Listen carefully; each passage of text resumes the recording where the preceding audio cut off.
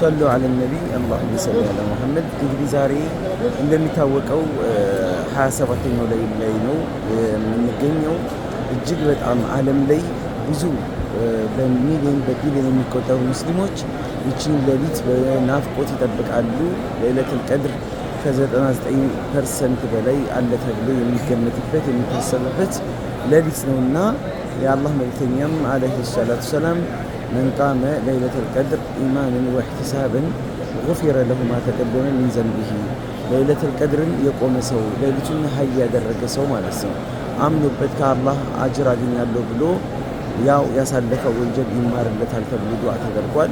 من حرم خيرها فقد حرم خيرا كله ይህንን ሌሊት የሌሊቱል ቀድር አለ ተብሎ የሚታሰብበት ሌሊት ባልባሌ ነገር በማንኛውም በመጥፎ ነገር ወይም ደግሞ በማይገባ ነገር ያሳለፈ ያባከነ የሆነ ሰው ያው ኸይር የተባለ ነገር ሁላ አላህ ይከለክለዋል ወይም አይወፈቅም ተብሏል፣ ተረግሟል ማለት ነው።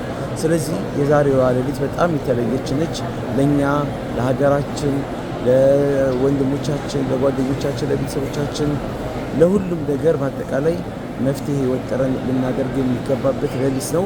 ይህን ሌሊት አላህ ቢወፍቀን 83 ዓመት ከ4 ወር ኢባዳ እንደ መስራት ወይም ደግሞ በኢባዳ ላይ እንደ መዘውተር ነው የሚቆጠረውና የዛሬ ቀን እባካችሁ ሁላችንም ዱዓ እንደራረግ ኢንሻአላህ። አላህ ያግራልን፣ አላህ ያግራልን፣ አላህ ያመቻችልን ያ ረብል ዓለሚን።